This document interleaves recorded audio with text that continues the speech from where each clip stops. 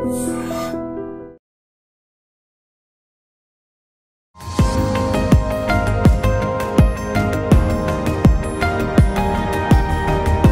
become an orthopedic surgeon, what's your inspiration, sir? అప్పుడు బ్రతుకు తెరువు కోసం ఇది కరెక్ట్ బ్రాంచ్ అనిపించింది, అది చేస్తాను.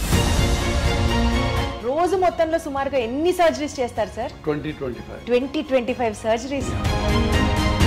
బాడీ ఆర్గన్స్ బోన్స్ తో ఇంటరాక్ట్ అవుతాయి అన్న స్టేట్మెంట్ ని మీరు ఏకీభవిస్తారా? తప్పకుండా. ఎందుకంటే చివరి రోజుల్లో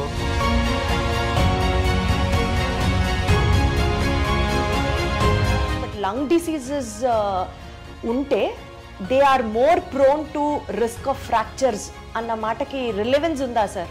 లంగ్ డిసీజెస్ కి, బోన్ ఫ్రాక్చర్స్ కి field, especially in the terms of medical field, hospitals, costly hospitals, rich is everything, compassionate గా అనిపిస్తుందా సార్, లేకపోతే కమర్షియలైజ్ అయింది కల్చర్ అన్న ఫీలింగ్ మీకు ఎప్పుడైనా వచ్చిందా? ఇది కమర్షియల్ వరల్డే, but still you can. Your hospital is ranked among the top most robotic surgeries performed chese hospital. Robotic surgeries annavi, are they affordable to everybody is one point? Not at all. Robotics prati vallu cheyinchukovali rule ledu. Robotics success rate robotic surgeries lo further. మీరు surgery చేస్తారు, rehab exercises, physiotherapy గురించి మాట్లాడితే అది చాలా painful. ఇంత చేసినా కూడా ఇదివరకు లాగా నేను నడవలేకపోతున్నాను, 90-95% కూడా రికవరీ ఉండట్లేదు అని అనుకునే వాళ్ళకి ఏం చెప్తారు? ఎంతమంది మా ఓపీలో ఒకసారి కూర్చొని చూడు సార్, దేవుడు మీరు మమ్మల్ని మళ్ళీ నడిపించారు, పునర్జన్మ సార్ అంటారా? అమ్మ అసలు నడవలేక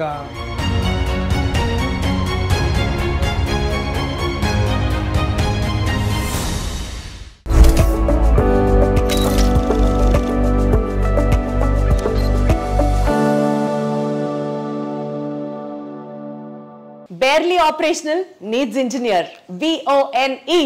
Hello everybody, welcome back to this super doc, a super duper episode.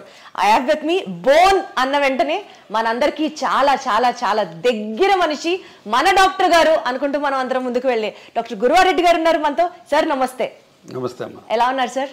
బ్రహ్మాండంగా ఉన్నారు. Wonderful sir, super vibe.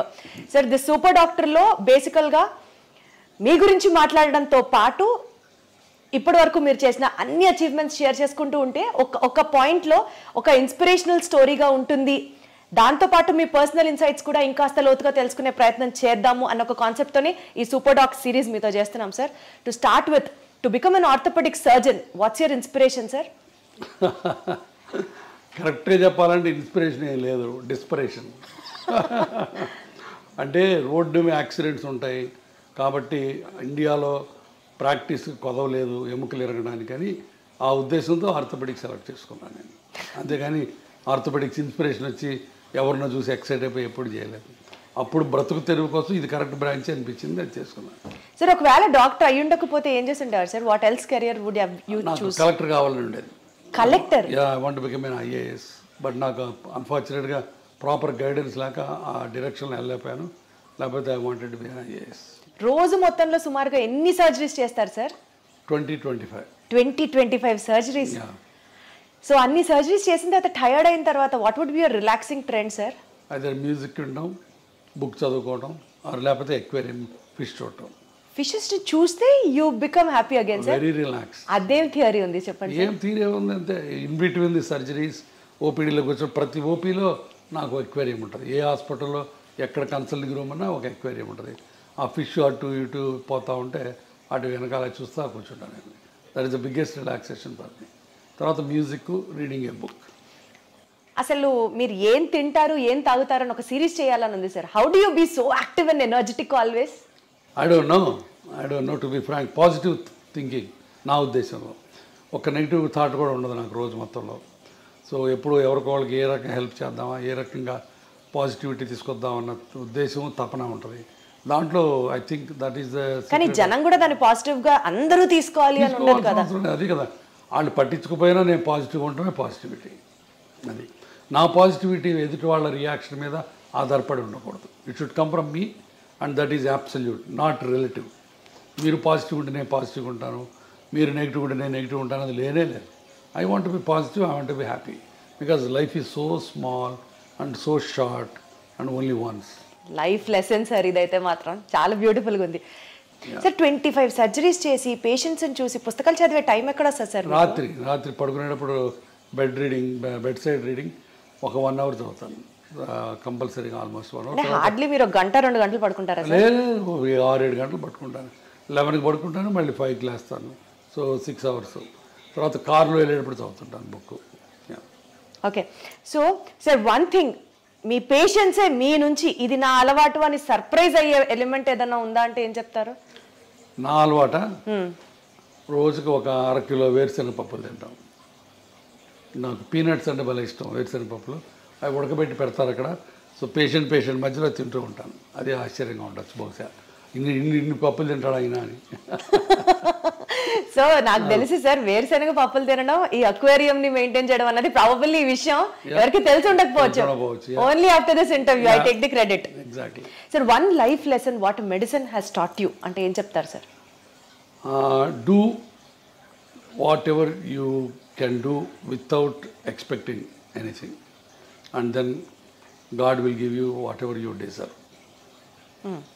అంటే లెస్ ఎక్స్పెక్టేషన్స్, ఒక్క మాటలో చెప్పాలంటే absolutely no expectation. No expectation and do it with your heart, not with your brains. Lot of the time brain పనిచేసి heart పనిచేయదు, అప్పుడే ఇబ్బందులు వస్తాయి. So anything you do with heart, with the compassion and passion, నీకు అన్ని మంచి జరుగుతాయి, నాకు గట్టి నమ్మకం. Got it sir. Good intent will help. Exactly. Sir you being an orthopedician sir, bones అనేవి బేసికల్గా బాడీ స్ట్రక్చర్కి హెల్ప్ చేస్తాయి అండ్ సపోర్ట్ ఇస్తాయి బాడీకి అని కాకుండా నిజంగా బోన్స్ రోల్ ఇంకా ఉందా sir? What usually people don't know or neglect about it. బోన్స్కి obviously it's a skeleton made up of bones. And నడవటానికి, కూర్చోవడానికి బోన్స్, జాయింట్స్ ఆల్ ఒక కాంప్రహెన్సివ్ యూనిట్. ఆ బోన్స్ సరిగా లేకపోతే పెయిన్స్ వస్తాయి. ఒక పోస్ట్ మెనోపాజల్, ఇప్పుడు ఆడవాళ్ళకి పీరియడ్స్ అయిపోయిన తర్వాత బాడీ అంతా పెయిన్స్ వస్తాయి. అది because of the bone pain, because of the calcium ఉండదు, వైటమిన్ డి అబ్జార్ప్షన్ ఉండదు. కాబట్టి one of the most important problems of A old age is bones not being healthy. తర్వాత బోన్స్ నాట్ హెల్తీగా ఉండటం వల్ల పడిపోతుంటాం, ఫ్రాక్చర్లు అవుతుంటాయి. సో కాబట్టి బోన్స్ చాలా రకాలుగా బోన్స్ అండ్ జాయింట్స్ మనిషి మనుగడకి లాస్ట్ చర్మాంకంలో సుఖంగా జీవించడానికి ముఖ్యంగా కావాల్సింది bones and joints. Body organs బోన్స్తో ఇంటరాక్ట్ అవుతాయి అన్న స్టేట్మెంట్ని మీరు ఏకీభవిస్తారా? తప్పకుండా. ఎందుకంటే చివరి రోజుల్లో the balance of the body is very important. అది కోర్ మజిల్స్ అవన్నీ కూడా మన మజిల్స్, బోన్స్ స్ట్రాంగ్గా ఉంటే మీరు పడకుండా ఉంటారు, లేకపోతే కింద పడిపోయి ఫ్రాక్చర్ అవుతుంటాయి. I mean to ask you sir, digestive system ప్రాపర్గా ఫంక్షన్ అయితే బోన్స్ హెల్దీగా వర్క్ చేస్తాయి. అంతే కదా, మరి డౌట్ ఏముంది దాంట్లో. ఇప్పుడు మాల్అబ్జార్ప్షన్ సిండ్రోమ్స్ ఉంటాయి. మాల్అబ్జార్ప్షన్ సిండ్రోమ్స్లో గట్లోంచి సరైన వైటమిన్స్, సరైన ఎలిమెంట్స్ అబ్జార్బ్ అవ్వవు. వాటిల్లో బోన్స్ ఆస్టియోపోరోటిక్గా ఉంటాయి. కాబట్టి డైజెస్టివ్ సిస్టమ్ బాగుంటే బోన్స్ బాగుంటాయి. కిడ్నీస్కి బోన్స్కి లింక్ ఏంటి సార్? కిడ్నీస్ బోన్స్ లింక్స్ అంటే బికాజ్ అగైన్ థైరాయిడ్, పారాథైరాయిడ్, తర్వాత కాల్షియము, పారాథర్మోను, ఆ బ్యాలెన్స్లో ఒక్కోసారి కాల్షియము బోన్లో ఉండకుండా బ్లడ్లోకి వెళ్తుంది. సో ఒక్కొక్కసారి కిడ్నీ స్టోన్స్ అని ఫామ్ అవుతాయి. సో ఇదంతా మల్టిపుల్ హోమియోస్టాసిస్, అంటే కాల్షియం మెటబాలిజం సరిగ్గా లేకపోవటం వల్ల, తర్వాత పారాథర్మోన్స్ ఎక్కువ ఉండటం వల్ల, తక్కువ ఉండటం వల్ల ఆ టైప్లో బోన్స్ ఉండాల్సిన ఆస్టియోపోరోసిస్ ఎక్కువైపోయి బోన్స్ ప్రాబ్లమ్స్ వస్తాయి. సో కాల్షియం మెటబాలిజం, ఆస్టియోడిస్ట్రోఫీ ఉందో ప్రాబ్లం, కిడ్నీలో ఒక కాళ్ళ బోన్స్లో ప్రాబ్లమ్స్ వస్తాయి. బేసికల్గా ఈ calcium metabolism, vitamin D supplements ఏదైతే చెప్తూ ఉంటున్నారో బోన్ హెల్త్కి చాలా ఇంపార్టెంట్ అని, ఏ ఏజ్ నుంచి ఎవ్రీ టైమ్ ఈ సప్లిమెంట్స్ తీసుకుంటూ ఉండాలంటారు sir? Calcium and vitamin D. Age of 16 to 60 easy to remember. 16 ఏళ్ళ నుంచి 60 ఏళ్ళ దాకా ప్రతి ఉమెన్ సప్లిమెంటల్ కాల్షియం తీసుకోవాలి. Vitamin D sir? Vitamin D depends on again, but of course vitamin D ఇప్పుడు ఇండియాలో 80% ఆఫ్ పీపుల్కి deficient, whatever the reasons. ఒక్కోసారి నాకు అనుమానం వస్తుంది, అసలు ఈ ఇండియాలో మెజర్ చేసే కరెక్ట్ ఎక్విప్మెంట్ ఉందా, లేకపోతే ఫాల్టీ ఎక్విప్మెంట్ వచ్చిందని అనుమానం ఉంటుంది. ఎందుకంటే everybody will have a vitamin D deficiency. So vitamin D రెగ్యులర్గా తీసుకోవడం కంటే కూడా పీరియడ్ ప్రకారం తీసుకోవాలి, on the prescription of the either endocrinologist or an orthopedic surgeon. Sir, I don't know if it is right or wrong, but lung diseases unte they are more prone to risk of fractures అన్న మాటకి relevance ఉందా sir? Lung డిసీజెస్కి bone ఫ్రాక్చర్స్కి నాకు తెలిసి connection ఏం కనపట్లేదు on the face of it. Direct connection అయితే ఏం లేదు లంగ్ డిసీజ్ వాటికి. సార్ న్యూరలాజికల్ కండిషన్ స్ట్రెస్ ఎక్కువ ఉన్నప్పుడు does it have an impact on the bone density or the bone strength? న్యూరలాజికల్గా కూడా డైరెక్ట్గా ఉండదు బోన్స్ మీద, బట్ ఒక్కొక్కసారి కొన్ని ప్రాబ్లమ్స్లో పార్కిన్సోనిజము అట్లాంటివి అట్లంటే where you are not walking too much, you are sitting in a sedentary style, then the bones will lose calcium and osteoporosis వస్తుంది. అచ్చా, so there is an indirect link అనే చెప్పొచ్చు. సో బాడీలో ఇన్ఫ్లమేషన్ ఉన్నప్పుడు sir, ఇప్పుడు inflammatory non inflammatory diet తినండి అని అందరినీ ప్రమోట్ చేస్తున్నారు భయంకరంగా. Does really inflammation in the body effect the bone health? Not much. Inflammation అనేది ఒక మజిల్స్కి జాయింట్స్కి సంబంధించింది.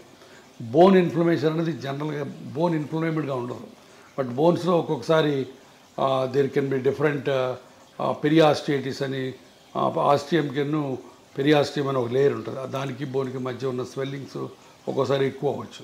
అట్లాంటి వాటిని పెరియాస్టియటిస్ అంటే బాగా షిన్ పెయిన్స్ ఉంటాయి, అట్లాంటివి రావచ్చు. అది కూడా calcium vitamin D metabolism disturbance వల్ల రావచ్చు. సో అంటే ఆ న్యూరలాజికల్ ఇంపాక్ట్ ఉన్నట్టా లేనట్టా sir? How do we conclude it? డైరెక్ట్గా న్యూరలాజికల్కి బోన్స్కి కనెక్షన్ ఉండదు. అంటే స్ట్రెస్ ఉంటే బోన్ పెయిన్ ఎక్కువ అవుతుంది. స్ట్రెస్ ఉంటే అన్ని బాడీలో అన్ని పెయిన్స్ ఎక్కువ అవుతాయి. అర్థమైందా? మస్క్యులర్ పెయిన్ ఎక్కువ అవుతుంది, తలనొప్పి వస్తుంది, మైగ్రేన్స్ వస్తాయి, నెక్ పెయిన్ వస్తుంది. అందుకని డైరెక్ట్గా బోన్ మీద బోన్ మెటబాలిజం మీద డైరెక్ట్ రిలేషన్స్ ఏం లేవు. బట్ ఇండైరెక్ట్గా ఇప్పుడు న్యూరలాజికల్ ప్రాబ్లం వచ్చింది, స్ట్రోక్ వచ్చింది, patient is SIT confine to the bed, అప్పుడు బోన్స్లోంచి ఆస్టియోపోరోసిస్ స్టార్ట్ అవుతుంది. Got it sir. సార్ మీరు కొన్ని లక్షల మంది పేషెంట్స్ని చూసుంటారు ఓవర్ యువర్ ఎక్స్పీరియన్స్.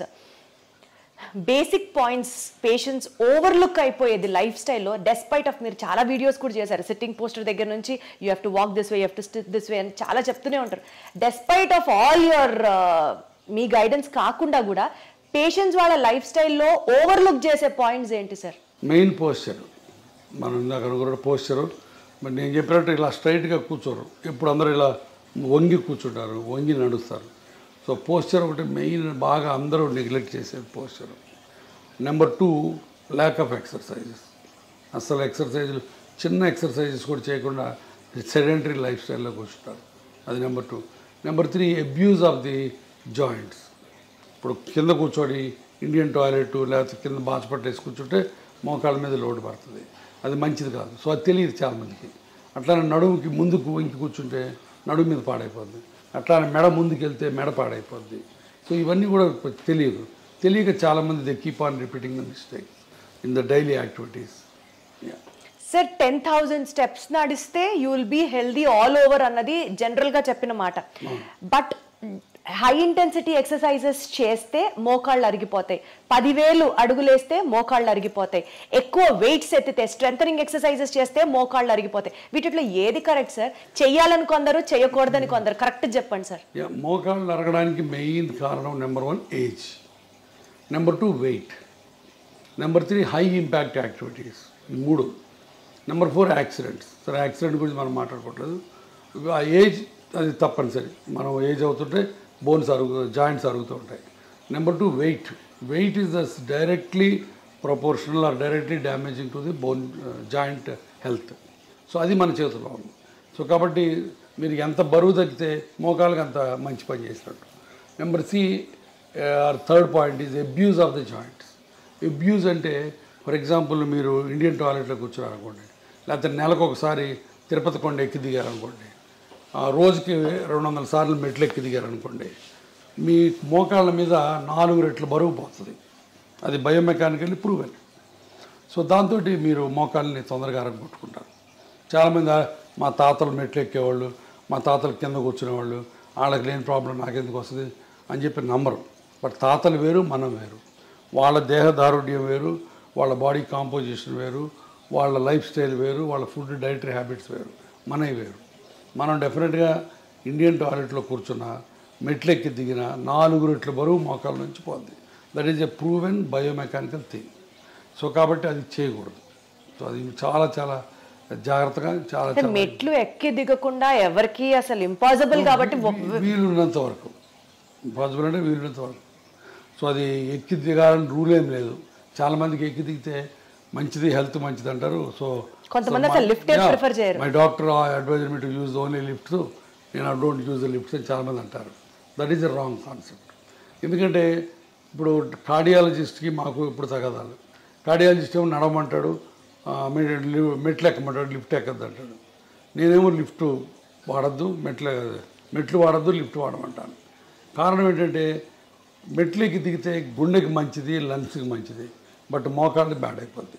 సో అన్ని బాడీలో అన్ని ఆర్గన్స్కి కాపాడి స్టిల్ ఎక్సర్సైజ్ ఇచ్చేది రెండు బ్రిస్క్ వాకింగ్ అండ్ సైక్లింగ్ ఒకటి. ఈ రెండు మీకు బాగా ఉపయోగపడతాయి. సో అది చేసుకుంటే చాలు. ఇప్పుడు ప్రతిరోజు మెట్లెక్కి దిగాలని రూల్ లేనే లేదు. సార్ కొన్నిసార్లు మీ ఫ్యామిలీ గురించి, మీ పర్సనల్ స్పేస్ గురించి మీరు మాట్లాడినప్పుడు చాలా కంపాషనేట్గా మాట్లాడుతున్నట్లు అనిపిస్తుంది. ఈ field especially in the terms of medical field, hospitals, costly hospitals, rich is everything, కంపాషనేట్గా అనిపిస్తుందా సార్, లేకపోతే కమర్షియలైజ్ అయింది కల్చరు అన్న ఫీలింగ్ మీకు ఎప్పుడైనా వచ్చిందా? కంపాషన్ అనేది గుండెలోంచి రావాలి, కమర్షియల్ అనేది బ్రెయిన్లోంచి.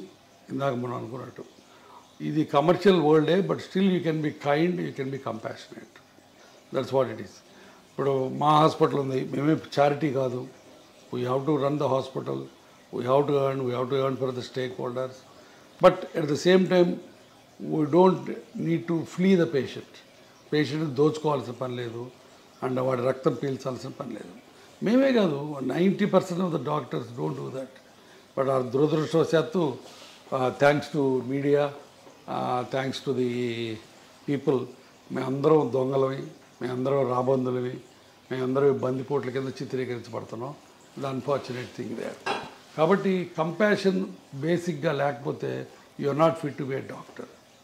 సో కంపాషన్ తోటే అందరూ ప్రాక్టీస్ చేస్తాం, బట్ ఒక్కోసారి బయటికి కమర్షియల్ ఎలిమెంట్సే బయటకు వస్తాయి. Profit over a patients care, if you have to talk, మీరు ఎప్పుడు patient care this really made my day, నేను ప్రాఫిట్ చూడలేదు ఈ కేసులో అని మీకు ఆ హార్ట్ వెల్మింగ్గా అనిపించిన చాలా సార్లు వస్తుంది అది. ఇప్పుడు నా దగ్గర పేషెంట్స్ వస్తారు, I'm working in a corporate hospital, ఇందాక మీతో అన్నట్టు చారిటీ హాస్పిటల్ కాదు, ఇక్కడ బిల్లులు లక్షలు అవుతాయి. బట్ ఒక్కొక్కసారి బిల్లులు కట్టలేనప్పుడు అవి ఏవి చేస్తాం, చేతనైన సహాయం చేస్తాం. ఇప్పుడు నేను ట్రస్ట్ పెట్టాను, ఆ ట్రస్ట్లో హెల్ప్ చేస్తాం. సో చాలా రకాల హెల్ప్ చేస్తాం. ఆ హెల్ప్ చేసిన ప్రతిసారి హ్యాపీనెస్ ఉంటుంది, దాంట్లో డౌటే లేదు. One incident if you have to tell sir, it really made your day అని అంటే ఏం చెప్తారు? చాలా ఉన్నాయి. లాస్ట్ వీక్ ఇట్ సెల్ఫ్ ఒక కలీగ్ ఆర్థోపెడిక్ సర్జను, బట్ చాలా రోజుల నుంచి ఆయన ప్రాక్టీస్ చేయట్లేదు, బెడ్ మీద కదలట్లేదు, ఆయన పడి ఫ్రాక్చర్ అయ్యి వచ్చాడు. సో హిప్ రిప్లేస్మెంట్ చేసాం. అయిన తర్వాత కూడా ఆయన 10 రోజులు హాస్పిటల్లో ఉన్నాడు, బట్ నడవలేదు, రిఫ్యూజ్ టు వాక్. బిల్లు చాలా అయింది, మళ్ళీ కట్టుకోలేమన్నారు. దాన్ని మరి 70% బిల్ తగ్గించి ఇంటికి పంపించాను. ఆ ఇంటికి పోయే ముందు ఆయన నాతో వీడియో కాల్లో ఆయన కళ్ళల్లో కృతజ్ఞత, ఆయన ఆవిడ కళ్ళల్లో కృతజ్ఞత నాకు evident, and that made my day. Wonderful sir, super super. Sir ఇప్పుడు సోషల్ మీడియా ట్రెండ్ అనుకోవచ్చు, maybe because of the awareness for the people అనుకోవచ్చు, ప్రతి ఒక్కళ్ళకి మెడికల్ నాలెడ్జ్ తెలుస్తోంది, and they started questioning the doctors as well. మీరు appreciate చేస్తారా యాక్ట్ని, or you get bored or you know విసుగొస్తుందా? విసుగు రాదు, 70% దాకా టాలరేట్ చేస్తారు. బట్ ఒక్కోసారి వాళ్ళు గీత దాడతారు. ఏం జరిగింది సార్ అలాంటి సంఘటన ఒకటి చెప్పండి. ఏదో ఫర్ ఎగ్జాంపుల్ నిన్న మోకాళ్ళ ఆపరేషన్కి ఒక ఆయన వచ్చాడు, ఆయన ఏదో ప్రొఫెసర్ ఎక్కడో, కొంత నాలెడ్జ్ ఉంది. సో క్వశ్చన్స్ అడుగుతున్నాడు, నేను చాలా ఓపిక్గా 20 నిమిషాలు ఆన్సర్లు ఇచ్చాను. మళ్ళీ 21 తర్వాత మళ్ళీ మొదలుపెట్టాడు. నాకు కొంచెం కోపం వచ్చింది. మిగతా పేషెంట్లు వెయిట్ చేస్తారు. నేను చెప్పాను, ప్రొఫెసర్ గారు మీరు ఇందాక అడిగిన వాటన్నిటి సమాధానాలు చెప్పాను, మళ్ళీ అదే క్వశ్చన్స్ అడుగుతున్నారు, సేమ్ సమాధానాలు చెప్తారు, కొత్త సమాధానాలు ఉండవు. మీరు అనుకున్నట్టు సమాధానం రావాలంటే రాదు, సమాధానం ఒకటే ఉంటుంది, మీరు అనుకున్నట్టు రాదు అని చెప్పాను. అంత తిట్టినట్టు చెప్పలేదు, బట్ కొంచెం వాయిస్ పెంచి చెప్పాను. ఆయన అర్థం చేసుకున్నాడు. డాక్టర్ గారికి కోపం వచ్చినట్టుందని మెదకుండా వెళ్ళిపోయాడు. బట్ చాలా తక్కువ అలాంటి ఇన్సిడెంట్స్. సార్ బేసికల్గా మీరు అన్ని ఇయర్స్ మెడిసిన్ చేసి అంతమందితో యూనో చూసి పేషెంట్స్ని చూసి ఒక డెసిషన్ తీసుకుంటారు సార్, మెడికల్ డెసిషన్. అన్ఫార్చునేట్లీ అది మీడియా వల్ల కానీ పబ్లిక్ వల్ల కానీ మిస్అండర్స్టాండ్ అయిన సిచ్యువేషన్స్ ఉన్నాయా? ఉన్నాయండి. ఇప్పుడు నేను ఒకసారి అంతకుముందు కూడా చెప్పాను, ఒక పేషెంట్కి కాలు ఇరిగి వేరే హాస్పిటల్లో ట్రీట్మెంట్ చేసుకుంటే ఆ కాలు అంతా డెడ్ అయిపోయినట్టు అయిపోయింది, వుడెన్ ఇండ్యూరేటెడ్గా అయిపోయింది. దాన్ని మనం కంపార్ట్మెంట్ సిండ్రోమ్ అంటాం. అతను నా దగ్గరకు వచ్చాడు, కాలు తీసేయమంటున్నారు సార్ మిగతా వాళ్ళు, మీరేంటని. నేను కాలు తీయక్కర్లేదు అని చెప్పి 3 నెలల పాటు లిటరల్గా సాకాను ఆ కుర్రాడిని. సాకడం అంటే ఏదో కుర్రాడు తమ్ముడిని కొడుకుని చూసుకున్నట్టు చూసుకొని అతనికి హైపర్ బ్యారిక్ ఆక్సిజన్ కావాలంటే ఇక్కడ, లేకపోతే వేరే ఇంకొక మిలిటరీ హాస్పిటల్కి పంపించి అన్ని రకాలుగా చేశాను. బట్ చివరికి అతను వెళ్ళి 3 టీవీ స్టేషన్స్లో ఇంటర్వ్యూలు సంపాదించి కూర్చొని గురువారెడ్డి మంచోడు కాదు, నా కాల్ని పాడు చేశాడు అని చెప్పాడు. So 3 interviews. బట్ ఆ రోజు చాలా చాలా బాధేసింది. బట్ ఆ రోజు ఒక రకంగా నాకు లిబరేట్ కూడా అయిపోయాను. ఇంత కష్టపడి ఇతనికి చేసాం, ఇతను ఇలా చేశాడు, అయినా సరే మన పని మనం చేయాలి. ఈ ప్రెస్ గురించి, ఈ టీవీల గురించి, వాటి గురించి భయపడకూడదు.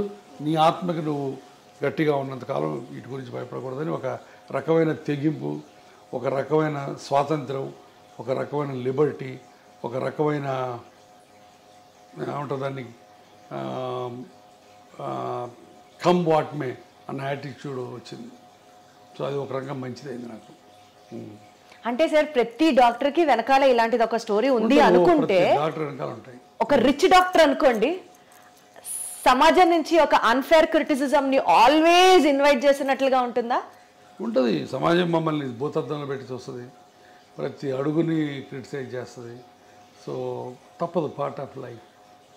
డెస్పైట్ ఆఫ్ మీరు ఇంత సోషల్ సర్వీస్ చేసినప్పటికీ కూడా సార్, గురువారెడ్డి గారి దగ్గరికి వెళ్తే ఆయన ఖచ్చితంగా ఆపరేషన్ అంటారు మోకాల్ రీప్లేస్మెంట్కి, అదే బయటకు వెళ్తే డాక్టర్లు అనరు అన్న మాటకి ఏం చెప్తారు? దానికి చాలా చాలా సత్య దూరం అది. నేను రోజుకి 100 నుంచి 120 మంది పేషెంట్లు చూస్తాను. దాంట్లో 30-40 మంది కంటే ఆపరేషన్ పడవు. తర్వాత నాది టెర్షియరీ ప్రాక్టీస్, అది మర్చిపోవద్దు మీరు. అంటే పేషెంట్లు మిగతా వాళ్ళందరి దగ్గరికి చూయించుకొని ఇక ఆపరేషన్ తప్పనిసరి అన్నప్పుడు నా దగ్గరికి వస్తారు, మొదటి రోజు రారు. సో నాది టెర్షియరీ ప్రాక్టీస్. హైదరాబాద్ అవ్వటం అయితేవి, నేను ఉన్న డాక్టర్స్లో సీనియర్ మోస్ట్ ఇప్పుడు 25 ఏళ్ళ నుంచి ప్రాక్టీస్ చేస్తాను కావటం అయితే ఏంది. సో ఇక్కడ ఉన్న ఓల్డ్ డాక్టరు, సీనియర్ డాక్టరు కాబట్టి చివరిలో సెకండ్ ఒపీనియన్, థర్డ్ ఒపీనియన్ కోసం నా దగ్గరికి వస్తారు. ఎప్పుడైతే టెర్షియరీ ప్రాక్టీస్ ఉంటుందో అప్పుడు ఆబ్వియస్గా ఆపరేషన్ రేట్ ఎక్కువ ఉంటుంది. సో అది అనవసరంగా ఎవరు ఆపరేషన్ చేయడం. గురువారెడ్డి దగ్గరికి వెళ్తే ఆపరేషను, మిగతా వాళ్ళ దగ్గరికి వెళ్తే ఇంజక్షను, అవన్నీ మాయ. ఇప్పుడు ఆ రకంగా ఇంకోటి కూడా చెప్పాను, నేను లాస్ట్ 1 year నుంచి యుద్ధం చేస్తున్నాను.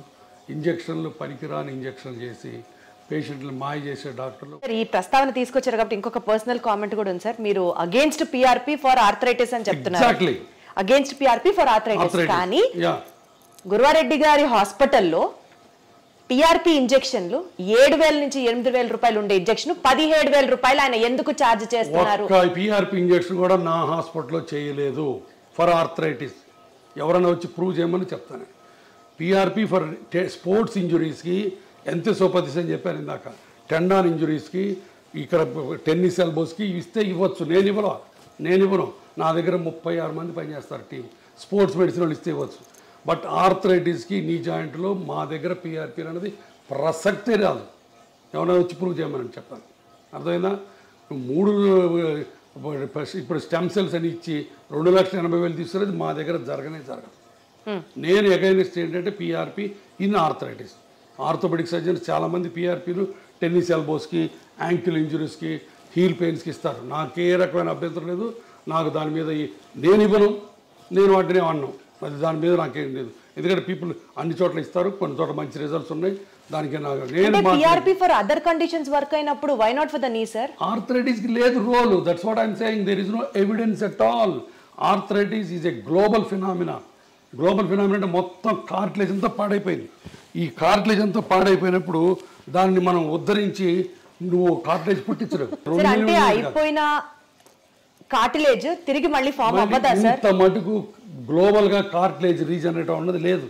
కార్టిలేజ్ సెల్స్ స్పోర్ట్స్ ఇంజురీస్లో చిన్న లేజన్స్ ఉంటే దాంట్లో కాండ్రోసైట్స్ అని, ఓట్స్ అని డిఫరెంట్ ప్రొసీజర్స్ ఉన్నాయి.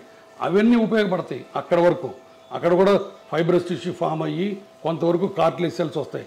బట్ కార్టిలేజ్ రీజనరేట్ అయ్యి ఆర్థరైటిస్, మోకాళ్ళ నొప్పుల ఆర్థరైటిస్, బాగుపడి మళ్ళీ బ్రహ్మాండంగా నార్మల్ కార్టిలేజ్ వచ్చింది అల్ట్రాసౌండ్లో చూపిస్తాడు ఈయన ఈ డాక్టర్ గారు బౌన్సర్ డాక్టర్ గారు అల్ట్రాసౌండ్ తీసేదిగో నీకు మళ్ళీ కార్టిగ్రామ్ అని చూపిస్తాడు. ఇవన్నీ మాయ, భయంకరమైన మాయ. కానీ ఆయన చేసేది మాయే, కానీ చాలా మంది ఆర్థోపెడిషియన్స్ కూడా ఈ కార్టిలేజ్ గ్రో అవుతుంది అని మందులు ఇస్తున్నారు కదా. కార్టిలేజ్ గ్రోత్ కి స్పోర్ట్స్ ఇంజరీస్ లో గ్రోత్ అయ్యే టెక్నిక్స్ వేరు, వాటిని వీటిని మిక్స్ చేయొద్దు. కార్టిలేజ్ గ్రో అవడానికి చిన్న చిన్న వాటికి బోల్డ్ అని ప్రొసీజర్స్ ఉన్నాయి, ఆర్థ్రోస్కోపిక్గా చేస్తారు. అవన్నీ స్పెషల్ ఇండికేషన్స్ ఉన్నాయి, స్పెషల్ ప్రొసీజర్స్ ఉన్నాయి, స్పెషల్ ట్రైనింగ్ ఉంది. నువ్వు ఎనస్థీషియా వాడి వచ్చి నువ్వు నీ జాయింట్ హీరోని అని చెప్పి ఎక్కడ ఉందో అక్కడ ఇంజెక్షన్ చేస్తే పోద్దని, ఇక్కడి నుంచి ఇక్కడ తీస్తే నీ రీప్లేస్మెంట్ అని, ఇంత ల్యాక్ ఆఫ్ నాలెడ్జ్ ఉన్న డాక్టర్ దగ్గరికి వేల మంది వెళ్ళి బాధపడుతుంటే ఏం చేయాలా? మాయ చేస్తాడు. ఆ మాయ కోసం యుద్ధం చేస్తున్నాం మేము. ఇది ఇవాళ తాగదు యుద్ధం, ఇది ఇంకా ఇంకా చాలా దూరం వెళ్తుంది యుద్ధం. సరే, మీరే అంత బిజీ ప్రాక్టీషనర్ అయ్యండి, అంత బిజీ డాక్టర్ అయ్యండి, ఇంకా ఈ సొసైటీకి సంబంధించిన ఇలాంటి ఇష్యూస్ నా బాధ అదేనమ్మా. ఇప్పుడు నాకు వెస్టర్న్ ఇంట్రెస్ట్ ఏమీ లేదు. నేను నాకున్న ప్రాక్టీస్ నాకుంది, నేను ఇన్స్టిట్యూట్ పెట్టుకున్నాను. బట్ నాకు పేషెంట్ గురించి బాధ, నేనే కాదు నాలాంటి బాధపడేవాళ్ళు చాలామంది ఉన్నారు. మేము అందరం కలిసి ఇప్పుడు దానికి అగైనెస్ట్ ఫైట్ చేస్తున్నాం. సార్, బేసికలీ మీ ఫ్యామిలీ ఏమంటారు సార్? ఇవన్నీ మనకి ఎందుకు అవసరమా? మనం ఎంత సంపాదించాం, ఎంత సెటిల్ అయ్యాం, పిల్లలు బాగున్నారు, వాళ్ళు ఏమన్నారు? ఇది నా ప్రొఫెషను, ఇది నా ప్రిన్సిపల్స్, ఇది నా ప్యాషను, ఇది నా కమిట్మెంట్ టు ది పేషెంట్స్. ఎవరేమైనా అనుకోండి, నాకు నమ్మకం ఉంది అంతే. అంతేనమ్మా. మీరు అన్నట్టు నాకేమి రాదు దీంట్లో వచ్చి, ఇంకా 4 రాళ్ళు పడతాయి. But I'm ready.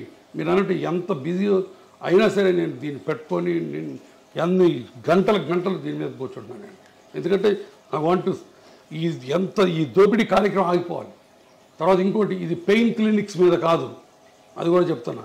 Pain clinics, pain specialist కొన్ని 100 ఏళ్ల నుంచి ఉన్నారు, మంచి మంచి పనులు చేస్తున్నారు.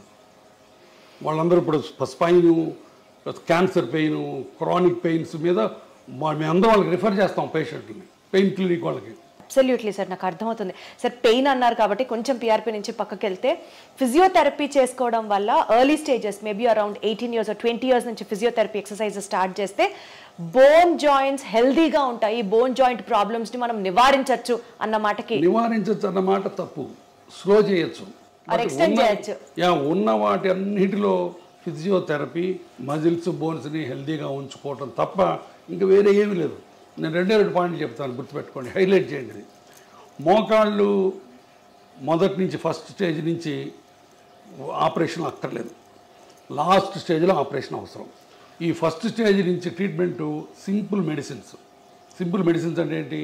ఎప్పుడన్నా నొప్పుంటే సింపుల్ పారాసిటమాల్ ట్యాబ్లెట్, లోపల కార్టిలేజ్ నరిష్మెంట్కి, అంటే ఉన్న కార్టిలేజ్ బలాన్ని కాపాడటానికి, కొత్త కార్టిలేజ్ అనడం కాదు. అగైన్ అక్కడ మాయ. నీవు కొత్త గుజ్జు పుట్టించే ఇంజక్షన్ చేస్తూ ఉంటావు, తప్పు. కొత్త గుజ్జు పుట్టించే ఇంజక్షన్లు ఇంతపాటు ప్రపంచంలో ఎక్కడా లేవు. పుట్టదు. ఉన్న గుజ్జు బలాన్ని కాపాడే ఉన్నాయి, దాన్ని కాండ్రో ప్రొటెక్టివ్స్ అంటారు. ఓకే, ఆ ట్యాబ్లెట్స్, బోన్స్కి ప్రొటెక్ట్ చేసే కాల్షియం ట్యాబ్లెట్లు, మజిల్స్ని ఎక్సర్సైజ్ చేయాలి. ఇప్పుడు for example quadriceps muscle exercise చేసామనుకో, మోకాల మీద ఉన్న లోడ్ని అది కొంత తీసుకుంటుంది, అందుకని మీకు ఎక్సర్సైజ్ బాగా ఉపయోగపడుతుంది. అట్లానే జాయింట్ని అబ్యూజ్ చేయకుండా, చెప్పాను కదా, ఇండియన్ టాయిలెట్స్ వాడకుండా అట్లా చేసుకోవటం తప్ప ఇంకోటి లేదు. నేను పేషెంట్కి 2 సెంటెన్స్ చెప్తాను.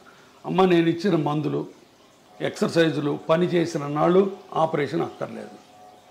ఈ మందులు, ఎక్సర్సైజులు పని చేయకపోతే ఆపరేషన్ తప్ప ఇంకొకటి లేదు. మీరు చేయించుకుంటారు లేదు అనవసరం, బట్ డాక్టర్గా నీ ధర్మం ఏంటి చెప్పాలి. మీరు రీజన్ చెప్పాలి. నువ్వు హిపోక్రటిస్ ఓత్ తీసుకున్నావమ్మా సార్. అద్భుతం సార్, అద్భుతం. గురించి ఈ రోజుల్లో ఎవరు మాట్లాడుతున్నారు సార్? లక్షలు సంపాదించి ఎట్లా నిద్రపోతావు? నువ్వు పేషెంట్ల రక్తం తాగుతున్నావు, నువ్వు అంతమించి ఇంకేం లేదు నీకు. సో ఈ హిప్ ఇంప్లాంట్స్ అండ్ నీ ఇంప్లాంట్స్ గురించి సార్, రేటుకి తగ్గట్టుగా ఆపరేషన్ చర్య ఉంటుందా సార్? ఇప్పుడు దాంట్లో రకరకాలు ఉంటాయి. ఇప్పుడు ఇదిగో, ఇది ceramic, stainless steel, cobalt chromes ఉంటాయి. సో ఇట్లా ఇటుపక్క క్రాస్ లింక్డ్ పాలిఎథిలీన్ ఉంటుంది. హిప్ జాయింట్లో కనీసం 10 వెరైటీస్ ఉంటాయి. ఇప్పుడు సెరామిక్ ఉందనుకో, స్టెయిన్లెస్ స్టీల్ కంటే కనీసం 2 రెట్లు ఎక్కువ కాస్ట్. ఇదే సెరామిక్ ఇటు 2 పక్కలు వేసామనుకో 3 రెట్లు కాస్ట్. ఇటుపక్క ఓన్లీ ప్లాస్టిక్ వేసామనుకో రేట్ తగ్గుతుంది. సిమెంట్ లేకుండా వేసామనుకో రేట్ ఎక్కువ, అది లోపల హైడ్రాక్సీ అపటైట్ కోటింగ్ ఉంటుంది. అదే సిమెంట్తో వేసామనుకో రేట్ తక్కువ. సో ఇట్లా డిఫరెంట్ కాంబినేషన్స్ ఉన్నాయి. అందుకని రేట్స్ వేరీ అవుతాయి తప్ప పెరుగుతాయి. ఇప్పుడు చీరల్లో పట్టు చీరలు ఉంటాయి, సిల్క్ చీరలు ఉంటాయి, ధర్మవరం చీరలు ఉంటాయి, చీరల్లో హ్యాండ్ ఎంబ్రాయిడరీ ఉంటుంది, ఒక్కొక్క చీర ఒక్కొక్క కాస్ట్. అవునా కదా? జరీ ఉంటుంది, జరీ ఉంటే కాస్ట్ ఎక్కువ. ఇది అంతే, ఒక 20 వెరైటీస్ ఆఫ్ జాయింట్లు ఉన్నాయి. ఇక్కడికి వచ్చిన తర్వాత ఆ జాయింట్ని బట్టి ₹1,00,000 నుంచి 5,00,000 రూపాయల దాకా ఉంది హిప్ ప్రైస్. ₹1,00,000కి ఇండియన్ ఇంప్లాంట్ సిమెంట్తో వేసుకోవచ్చు. బట్ అది యంగ్ పేషెంట్కి వేయడానికి లేదు. యంగ్ పేషెంట్ 25 ఏళ్ళు కోవిడ్ బారిన పడి ఎవాస్కులర్ నెక్రోసిస్ వచ్చిన అతనికి ₹1,00,000 వేస్తే తొందరగా పాడైపోద్ది. అతనికి అన్సిమెంటెడ్ హిప్ వేయాలా, సెరామిక్ హిప్ వేయాలి. So that's all. ఇప్పుడు దాంట్లో రోబోటిక్ టెక్నాలజీ వచ్చింది. రోబోటిక్ టెక్నాలజీ చేస్తే కొన్ని అడ్వాంటేజెస్ ఉన్నాయి, దానికి ఎక్కువ అవుతుంది. సో ఇవి థింగ్స్. సార్ రోబోటిక్ సర్జరీస్ గురించి మాట్లాడితే sir, your hospital is ranked among the top most robotic surgeries perform చేసే హాస్పిటల్. అది definitely first of all congratulation sir. కాకపోతే రోబోటిక్ సర్జరీస్ అన్నవి are affordable to everybody is one not at all. Robotics ప్రతి వాళ్ళు చేయించుకోవాలని రూలే లేదు.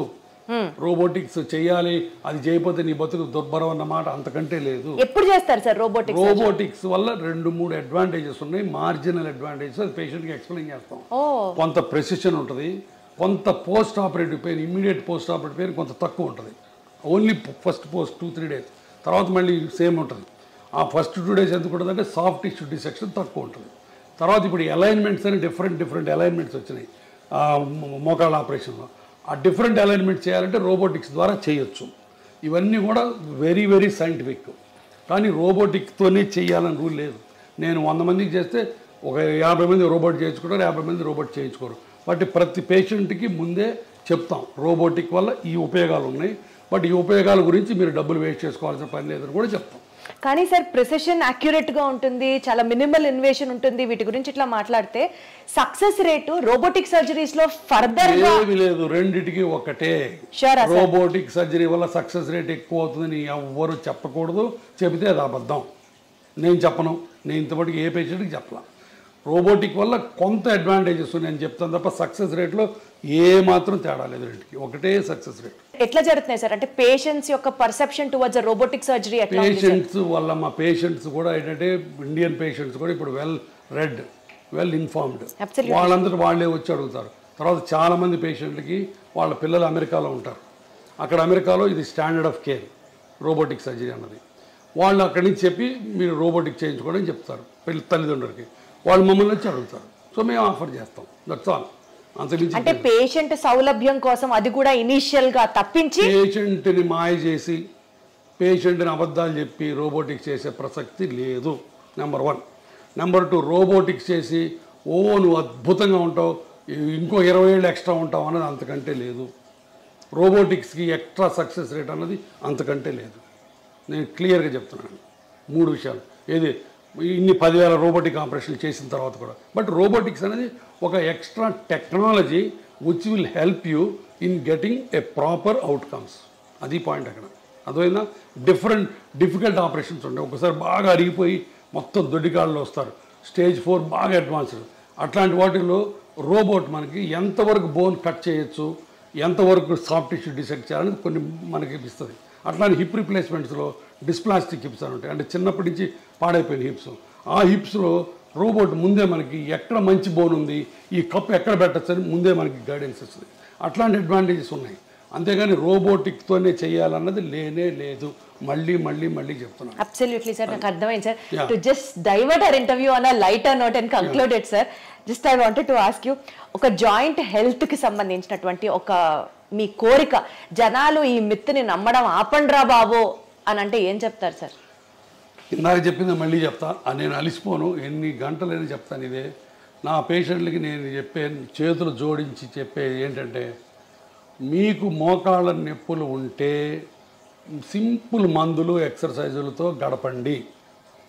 భయంకరమైన నొప్పులు వచ్చి నడవలేని పరిస్థితి వస్తే భయపడకుండా ఆపరేషన్ చేయించుకోండి. మీరు భయపడ్డా, ఆర్థికంగా సౌలభ్యం లేకపోయినా ఒక రామాయణము మహాభారతం చదువుకోండి.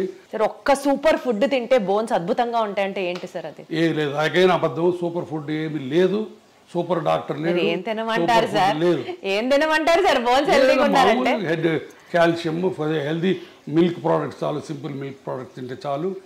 And regular exercise, and impact exercise అంటే వాకింగ్ అట్లాంటివి చేసి. దుంపకూరలు తింటే జాయింట్ పెయిన్స్ ఎక్కువ అవుతాయి, ట్రూ ఆర్ ఫాల్స్? నాకు తెలియదు. నాకు తెలిసి నేను చదువుకున్న దాంట్లో ఫుడ్కి మోకాళ్ళ కార్టిలేజ్కి డైరెక్ట్ రిలేషన్ లేదు, ఇండైరెక్ట్గా ఉంది. ఫుడ్ తిని లావు ఎక్కితే లావు వల్ల మోకాళ్ళు పాడవుతాయి తప్ప డైరెక్ట్గా వంకాయ తింటే కార్టిలేజ్ పోద్ది, కూర ఈ చామదుంప తింటే కార్టిలేజ్ వస్తుంది, ఈ అల్ట్రాసౌండ్ చేస్తే నొప్పి తగ్గుద్ది, ఇవన్నీ లేవు నాకు తెలుసు. సార్ మీరు ఎక్సర్సైజ్ చేయమని పేషెంట్స్కి చెప్తూ ఉంటారు కదా, ఫన్నీయెస్ట్ ఎక్సర్సైజ్ మీ దాకా వచ్చి ఒక పేషెంట్ చెప్పింది ఏమైనా ఉందా సార్? మీకు అసలు కోపం మామూలుగా రాదు ఆ ఎక్సర్సైజ్, ఆ ఎక్స్క్యూజ్ వింటే ఏం చెప్తారు సార్? I don't no. అంటే నా దగ్గరకు వచ్చే పేషెంట్లు ఒక్కోసారి నేను ఏం చెప్పినా దానికి కౌంటర్ చెప్తారు. అమ్మ నువ్వు ఎక్సర్సైజ్ చేయండి, లేదండి నా బాడీ ఒప్పుకోదు అంటారు. మందులు వేసుకోమంటే నాకు అలసరండి అంటారు. కింద కూర్చోద్దామంటే నేను కింద కూర్చొని మనం చేస్తానంటారు. ప్రతిదానికి అడగొట్టా చెప్తే నేనేం చేయలేను. ఇంకా నేను చేతులైతే అమ్మ నా వస్తే అని చెప్తా అంటే that's all. Surgery is more painful or skipping that rehab cycle is more painful, sir? Yeah, good question. Again, చాలామంది అగైన్ మా డాక్టర్లోనే మళ్ళీ కొంతమంది దొంగ డాక్టర్లు ఆపరేషన్ చేసి అసలు నొప్పి ఉండదు, ఫిజియోథెరపీ ఎత్తేద్దాం, ఫిజియోథెరపీ లేకుండా చేసుకోవచ్చు, జీరో ఫిజియోథెరపీ అని కొంతమంది మొదలెట్టారు. అది కూడా తప్పే. ఆపరేషన్ చేసిన తర్వాత నొప్పి అన్నది దేవుడిచ్చిన సహజమైన రియాక్షన్.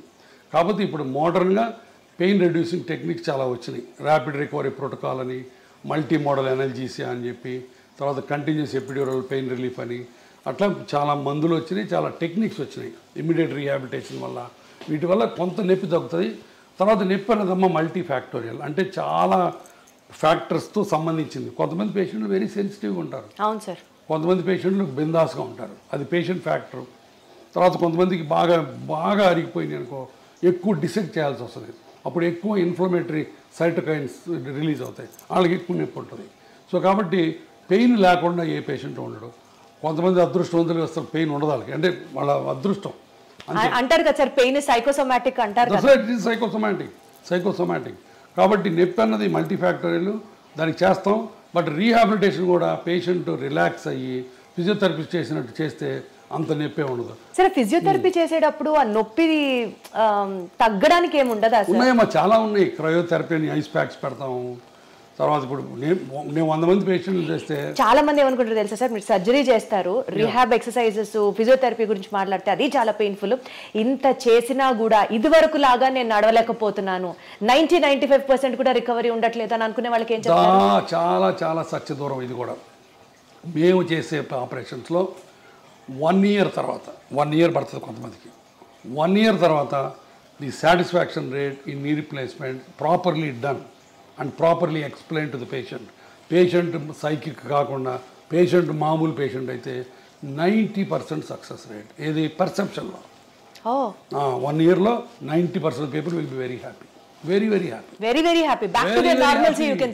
అమ్మ ఎంతమంది మా ఓపీలో ఒకసారి కూర్చొని చూడు సార్, దేవుడు మీరు మమ్మల్ని మళ్ళీ నడిపించారు, పునర్జన్మ సార్ అంటారు. అమ్మ అసలు నడవలేక వీల్ చైర్లోనే మోషన్ యూరిన్ పోయే వాళ్ళని నడిపిస్తే ఎంత పునర్జన్మలకి. అన్నిటికీ బాత్రూమ్ పోవడానికి కూతురు మీద, అల్లుడి మీద, కొడుకు మీద, కోడల మీద ఆధారపడే వాళ్ళకి వాళ్ళ కాళ్ళ మీద వాళ్ళు నిలబెట్టి నడిపిస్తే ఎంత ఆనందం. అవన్నీ వచ్చి చూడండి. 20 years, నేను ఇప్పుడు 25 years ఇంటూ ప్రాక్టీస్. నేను ఎప్పుడు వచ్చాను? 1999లో వచ్చా హైదరాబాద్. ఇప్పుడు 25 ఏళ్ళు, బహుశా మోర్ దాన్ 70,000-80,000 పేషెంట్లుగా ఆపరేట్ చేశాను నేను. 25 ఏళ్ల కింద చేసిన పేషెంట్లు ఇంకా తిరుగుతున్నారు హ్యాపీగా. So that is the beauty of the knee replacement surgery. అది నేను క్యాన్వాస్ చేయక్కర్లా, all over the world millions of people get benefit. ఇప్పుడు నీ రీప్లేస్మెంట్ సర్జరీలోనే latest advancement which really excites you so much ఏమైనా ఉందా sir? Robotic technology, that is the only latest advance. ఇప్పుడు దీంట్లో బోల్డ్ అనే కొత్త మెటీరియల్స్ వస్తున్నాయి. ఇప్పుడు ఈ కోబాల్ట్, క్రోమ్, టైటానియం కాకుండా ఇంకా కొత్త మెటీరియల్, పీక్ మెటీరియల్ అని కొన్ని వెరీ లైట్ మెటీరియల్స్ వస్తున్నాయి. అంటే మేబీ ఒక foreign body inside the body ఉన్నట్లుగా కూడా తెలియదు అన్న అలాంటివి కూడా ఉండకుండా వస్తాయి. ఇప్పుడు హిప్ రీప్లేస్మెంట్, నీ రీప్లేస్మెంట్, ఈ రెండు ప్రపంచ మానవాళికి దేవుడిచ్చిన 2 సూపర్ గిఫ్ట్స్. అరగటం ఆయన ఇచ్చిందే శాపం, బట్ దానికి ఆన్సర్లు కూడా ఆయనే ఇచ్చాడు. ఫర్గాటన్ జాయింట్స్ వీటిని అంత century operation of the century decade అంటారు దీన్ని. అలాంటి ఆపరేషన్లు 2 కొన్ని వేల లక్షల కోట్ల మంది ఇది చేసుకుంటున్నారు. సార్ ఫైనల్ అన్న కంక్లూజన్ నోట్ సార్, ఏం చెప్తారు సార్ ఆడియన్స్కి ఫ్రమ్ యువర్ ఎండ్? లైఫ్ చాలా సింపుల్, కాంప్లికేట్ చేసుకోవద్దు. మీరు పేషెంట్లుగా ఎంతో కన్ఫ్యూజన్లో బతుకుతున్నారు నాకు తెలుసు. ఎందుకంటే ఒక పక్కనేమో నాలాంటాడు ఆపరేషన్ అంటాడు, ఇంకొక పక్క ఇంకొక ఆయన వచ్చి పిఆర్పి అంటాడు. ఈ మధ్యలో ఎక్కడ నిజం ఉందో మీకు తెలియదు, సతమతం అవుతున్నారు. దయచేసి ఎవిడెన్స్ లేకుండా మాయ మాటలు నమ్మి దొంగ ట్రీట్మెంట్లు చేయించుకోవద్దు. 4 రోజులు ఆగండి. నా మీద కూడా 4 అడగండి, గురువారెడ్డి ఎట్టాంటి కూడా అడగండి, అప్పుడే రండి. ఆపరేషన్ గురించి భయపడద్దు, భయం కొద్దీ ఆపరేషన్ వెనక్కి వెళ్ళద్దు ప్లీజ్. మీకు ఆర్థికంగా స్తోమత లేకపోతే మీరు ఇబ్బంది పడుతుంటే నేను ఒక ట్రస్ట్ పెట్టాను. దాంట్లో పేదవాళ్ళకి కనిపించిన అమ్మకు ఒక మోకాలని ఒక స్లోగన్తో చేయడానికి చేస్తున్నాం బోల్డ్ని. మీరు మోకాళ్ళు ఆపరేషన్ చేయించుకోవడానికి ఆర్థిక స్తోమత లేకపోతే మా ట్రస్ట్ దగ్గరికి రండి, నాకు చేతన సహాయం నేను చేసి పెడతాను. కానీ దొంగ మాటలు నమ్మి ఈ ఇంజక్షన్లు మట్టుకు చేయించుకోవద్దు మోకాళ్ళ నొప్పులకు. మిగతా దానికి ఇంజక్షన్లు మీరు చేయించుకుంటారో లేదో నాకు అనవసరం, నాకు తెలియదు. సో BONE బోన్ అంటే బర్డన్ ఆఫ్ ఓవర్ ఎక్స్పెన్సెస్ అంటారు కదా సార్, సరిగ్గా కాపాడకపోతే చూసుకోకపోతే. అంతే అంతే, that's all. Wonderful sir, so good talking to you. Thank you so much. Okay. Thank you.